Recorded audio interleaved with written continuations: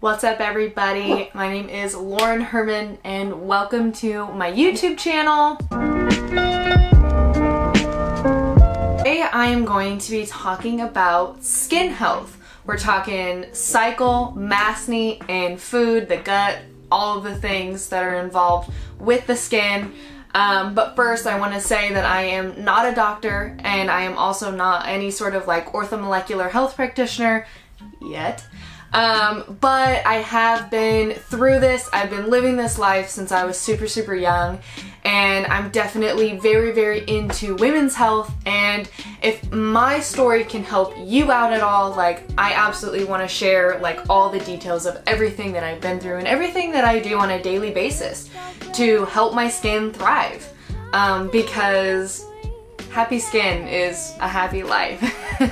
And if you struggle with skin issues, you know what I'm talking about. So first off, I want to go over like my acne history. I do have a previous YouTube video that talks all about like my cystic acne and like my journey to healing cystic acne. I no longer deal with that. But you know, a little summary, I started breaking out when I was 9 years old.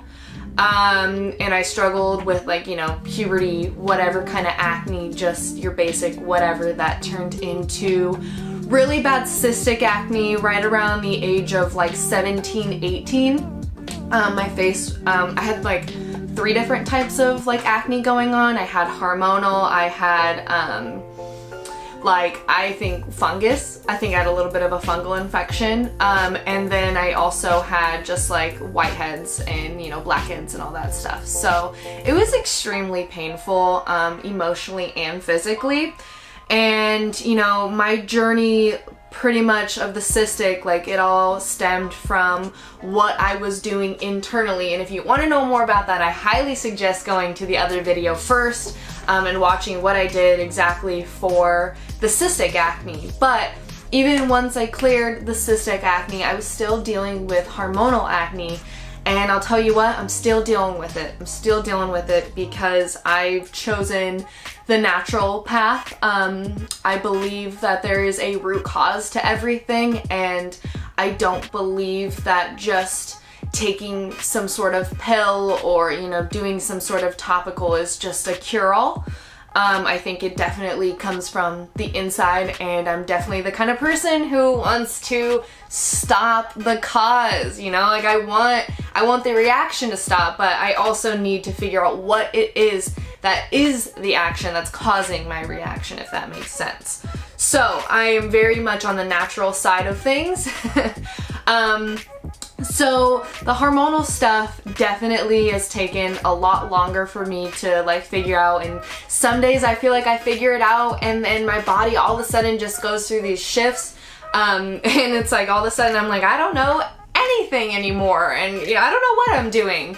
So I think it's really important for me to make this video. For one, you're not alone if you struggle like this. You know, if you fluctuate in between good skin, bad skin, like definitely cycle time, you struggle a lot, or you just are just struggling non-stop. Like maybe these are some tools that you can start using and maybe they can make a difference. So anyways, a couple years ago is when I was really trying to figure out what was causing like my hormonal imbalance.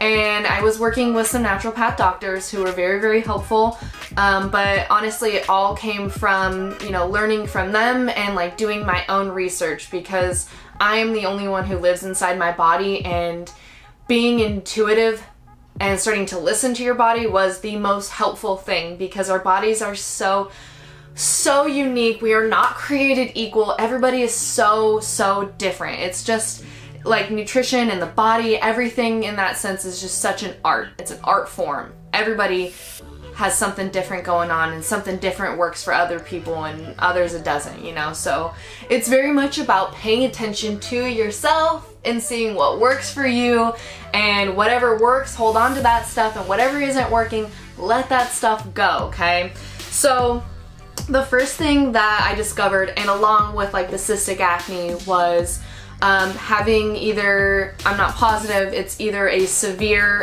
intolerance and or a severe sensitivity to dairy. I I react instantly and every single time I have dairy.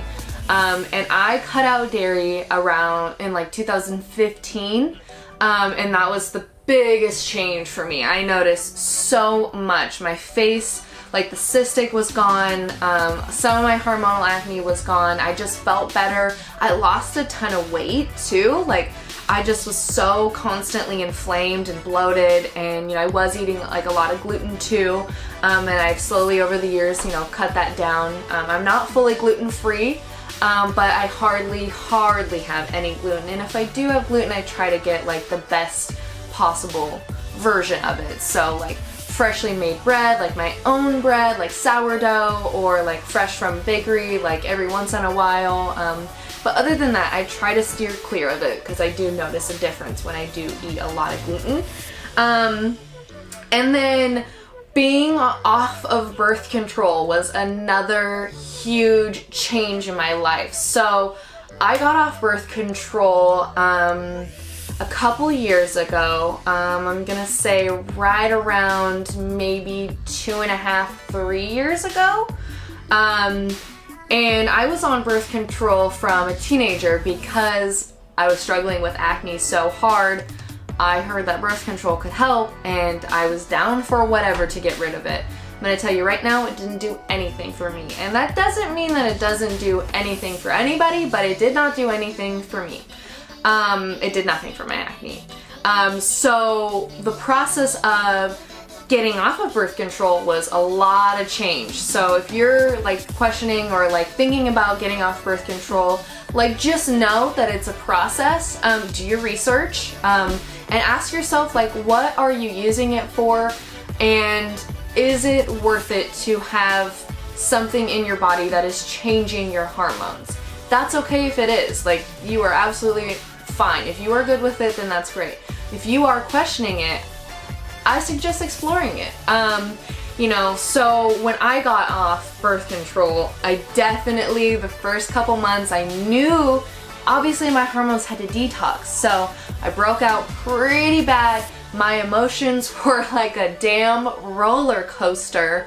I think I just cried because, nothing. I would just be in the car and I just would cry, and I was like, or, I would be extremely happy. I felt I had major mood swings. It was insane. I like kind of forgot that I like was detoxing off of like being on birth control for so long, and my hormones are trying to find their natural profile.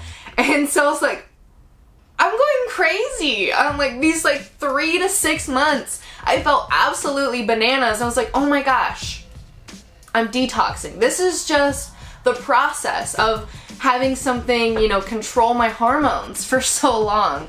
And it does go away, it does pass, but just know 3, 6, maybe even a year, depending on how long and what form of birth control you're on. I was on the IUD last, and I had that for almost a full 5 years. So it's all a part of the process. And then once my cycle like got back to normal, it was like I learned exactly how my cycle worked.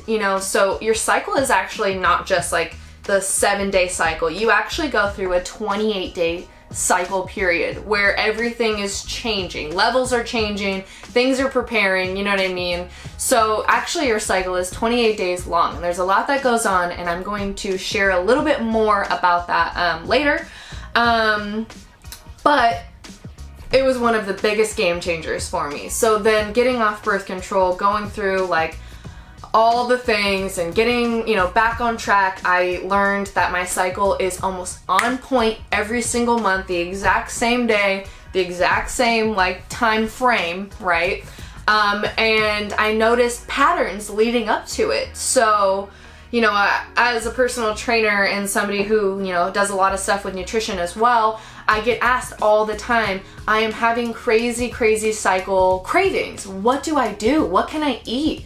And, people kind of freak out during that time, and, stress is definitely not the best thing to add on top of a cycle. So a little bit of a breakdown of that. For me and my cycle, everybody's a little bit different. The week before my cycle, right? Literally exactly the week before, I'm so hungry. I feel like a bottomless pit. I'm like, I could literally just keep eating to the point where I think I'm pregnant every time. I'm like, oh God, things are like, you know, different, and like, I'm so hungry. What's happening? And you know, it just turns out that my body is, I'm just more hungry. My body is preparing to lose iron the next week, so I'm definitely craving red meat, I'm craving iron, I'm craving chocolate, I'm craving the sweets, right? All the things that happen to all of us. So for me, it is the week before. Some people, it is the week of. Some people, it is the week after their cycle that they notice all those things. So your body's trying to replenish, right? Mine likes to prepare. So that week I actually do up my calories quite a bit. But what I do is I try not to give in to all the refined sugar. I absolutely stock my freezer with dark chocolate, a great brand. Hugh U is amazing. Theo is also awesome. And mind you, I'm on the dairy-free, gluten-free side of things, so I just prefer like higher quality. And yeah, those are usually maybe a little bit of non-dairy ice cream, you know, every now and then. It's not bad. We aren't bad for having sweets. It's just, how can we optimize what we do choose and making sure that we put them in time frames so it's not constant, you know what I mean? That's where it becomes a problem. So I definitely, you know, stock my freezer full of dark chocolate. I up my protein, I up my carbs. It is okay. And allowing my body to do that, it's almost like this major, like, week-long refeed. My cycle week, the hunger cravings are gone. I usually am more lean than I was before my cycle, like, not talking like cycle bloating, but like the week before, you know. My abs are way more defined, like my body's just like so happy that I drank all this like extra water, I had more calories, and you know, it all comes back to normal. So I don't really stress it. I know that my body is just like a little extra hungry, needs a little bit more nutrients, okay? We go through this cycle, and then all of a sudden, boom, everything is back to normal. My appetite's back to normal. It's all good and gravy. So pay attention to where you fall on like that cycle time. Are you the week before, the week of, or the week after?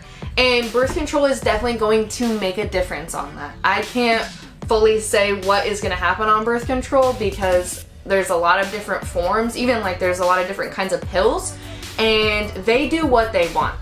Like obviously you have, you know, that week, right, the sugar pills or whatever, and it's kind of forced. You can skip it, you can do whatever.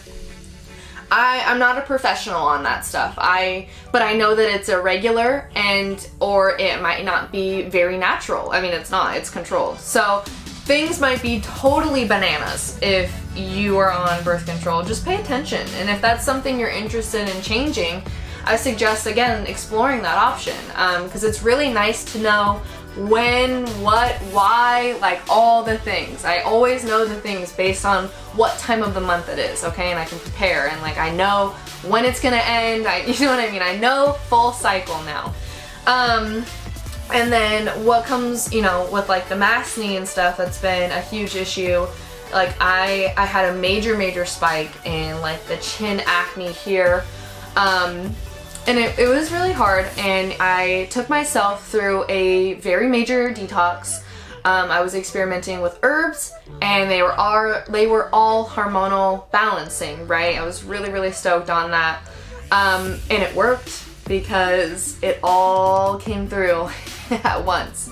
It all happened. It all had to push through. Things have to get worse before they get better. If I have like a bunch of built up stuff in my face, like I can't just take it and it's like, it just disappears, like it has to come out. So had to get worse before it got better. It definitely was rough, but after I got through it, my face was glowing, and my face has been doing really good ever since. My biggest tips for face masks is, you know, obviously I was doing all the things. I wasn't wearing makeup when I wore my face mask. I made sure my face mask was clean every single time. If you have access to switching up and doing the face shield, if you plan on being at work for, you know, longer periods of time and like that sweat, because for me, that's where it really was kicking in. So I switched to the face shield, made a major difference. Still kept me protected. Some people swear by the face scarves. You know, just try to change it up a little bit. And the other thing that I noticed was, like, I started really increasing like my oral health, because you never really knew what was going on until you are trapped in your own mask. Am I right, or am I right? So I definitely made sure I got a tongue scraper, and I was, you know, cleaning, and I think that I was also detoxing. I think that the fact that I deal with some leaky gut issues was kind of coming up through like my tongue, because your tongue is actually a harvesting area for bacteria. And can actually tell you a lot about what's going on with your gut. And I already know that I have gut issues, so it does show up on my tongue, kind of like that layer of film. It's something I'm still working on. That's probably for another video, long story. So I noticed when I really started paying attention to that, and I upped how much I was brushing my teeth. I started brushing my teeth 3 times a day very gently, sometimes 4. I always had mouthwash, and then I tongue scrape like twice a day. And I actually started oil pulling too. I did that a few times along with my other hormonal detox, and that probably definitely upped the amount of detox that I was, you know, seeing. So pay attention to that. Pay attention to your oral health. It can make a big difference. You know, when you're trapped here, you know, it's like what are you eating? What is coming up? What are all the things that are involved that would be trapped in this area? So cavities and all that stuff, maybe it's time to go see a dentist, get your teeth cleaned. It all makes a difference. One thing might not make the big difference, but all these little things can help the bigger picture, right? So it's all things to consider. And then during, like, back to the cycle stuff, you know, some of the products I use change based on where I'm at in my cycle. So cycle, again, I'm not a doctor, but you know, the levels of progesterone and estrogen change, and the testosterone, I don't have the full breakdown of that. It's something that I really want to study though, so maybe one day I can break that down a little bit better for you guys. But I do know that, like, before my cycle, my face is extremely oily, and I am already like a combo girl, but more so on the oily side. But holy heck, do I produce all the oil in the world. Like, I'm never gonna have to worry about wrinkles because I produce so much damn oil. But that is definitely what causes a lot of that, like, pre-cycle acne, is just having that built up oil. So during that time I use a lot of salicylic acid. So I try to dry out my skin. And then it slowly changes as those levels change, right? Then all of a sudden I get really, really dry, like in the middle of my cycle. And then I switch, I stop using the salicylic acid, I use hyaluronic acid, which is moisturizing and hydrating. So I try to give my face back so that it can find that balance again, because I do have like a natural balance that finally comes to, but when those hormones are shifting, like my body needs my help, my skin, my face specifically needs my help to get it back into that normal cycle. So facials are also really good. Making sure that you stay low stress. Stress is the ultimate detriment for everything. Stress will kill you. Stress is the root of all evil. So find a way that you can relieve stress. Meditation, you know, working out, you know, kickboxing, you know, whatever it is, dancing, like whatever it is that makes you feel beautiful no matter what, that gives you a sense of like release, do that. It is so important. It is so important to put yourself first on those things, because we cannot think straightly when we are so stressed out, and there are multiple repercussions from being chronically stressed. So look into that. And then definitely the food, start paying attention. If you're dealing with like a food allergy, it's definitely going to make your skin a lot worse. And again, that goes back to the dairy-free, gluten-free. stuff that changed my world. Absolutely changed my world. And you know, the obvious stuff is going to be cutting out the sugar and all that, you know, like the processed foods and refined sugar, refined carbs. Get rid of them. We don't need them. We could be such a different life. We could live a different life. You know what I mean? So if you want to write some stuff down, I actually have these on my fridge, but I took a little picture so I didn't have to like deal with all the tape and stuff. But I want to share with you guys some of the things that I follow that have been the most helpful for me to find this balance. If you're just starting out, you don't really pay attention to like what goes in or out of your body, like this can be some really, really good small little guides that you can then put on your fridge and start paying attention to. So let's talk about the skin and cycle, okay? So this is the 28-day cycle. Day 1, first day of cycle, all hormones are at an all-time low, skin is dry and dull, heavy moisturizer, water, and warm showers, right? We don't want to be too hot on the showers, that kind of messes with the pores. Day 2 through 6, progesterone remains low and estrogen begins to increase, no major change in skin. Cool. Day 7 through 9, estrogen begins to climb, improvement in skin, that's usually where my skin is like the most glowing. Then day 10 through 13, estrogen at an all-time high, increasing the testosterone, skin should be thriving, light moisturizer. You don't really need to do a whole lot at that point. And then day 14 is ovulation day, skin should be healthy and happy. Cool, there's like that little chunk where usually my skin is just like so good. It's like, what, I get like 2.5 or like 3 weeks, like probably more like 2.5. And also for my natural cycle sisters, ovulation day, use an app, track your cycle. If you are not using birth control, but you are trying to make sure that you are just not, you know, waiting for like the children part of things, I track my ovulation, and during like ovulation days, it's either extra protection or I stay away. Like because there's usually like a period of time. It's a couple days, and then a couple days in that little period of time, it's very, very high. And so my app tells me very high chance of getting pregnant. Sorry, not doing it that day. So that also helps too if you're worried about, you know, like birth control being birth controlling, right? So that is also a side note, very helpful.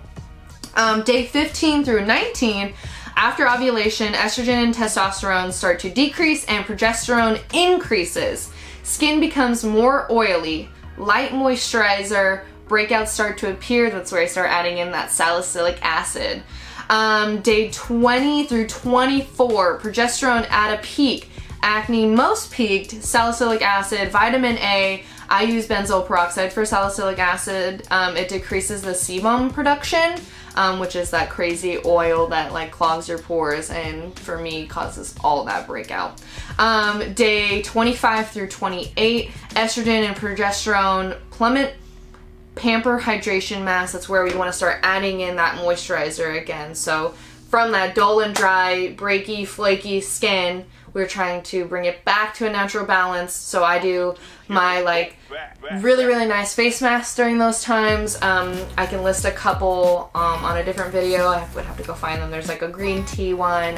There's like a vitamin C one. Really like those. There's like a ginger mask that I use. I'm obsessed with. All from Target, by the way. And then I do that for a short period of time, and then I try to not assist, because once I get past that cycle time, my face just kind of figures it out and we get back to like that like combo, and for the most part, we're back to being all good. So that's the 28-day cycle, and my research is from actually a lady that I follow. She is an orthomolecular health practitioner. She is amazeballs. I want to be her. So that's where I get all my information from. I don't just like make it up. And everybody's got different ideas, but I trust her, and she is very passionate about being holistic and just like the skin and hormones and the digestive system, and usually anything that I follow on her works on me, so that's all that really matters, right? Is the result. And then like my day-to-day eating routine, and or when I know that I need like a good reset, I do have a guide. It is a 3-day reset that helps you kind of push all the bad out. It's linked on my website, laurenhermanfitness.weebly.com. Also on my Instagram. So if you want to check that out, check that out. But a little bit of like a guide that I follow when I know I need to like get back on track and like give my body a break. This is exactly step by step what I do. So I start the day off with water. I do 1 teaspoon of apple cider vinegar. And then after that, before breakfast, I usually like to fast. I do water with lemon, a little cup of coffee. And then for breakfast, I do protein with veggies, half an avocado. I usually use extra virgin olive oil or extra virgin avocado oil. Supplements I take around that time is going to be vitamin C, B complex, and evening primrose. I love evening primrose.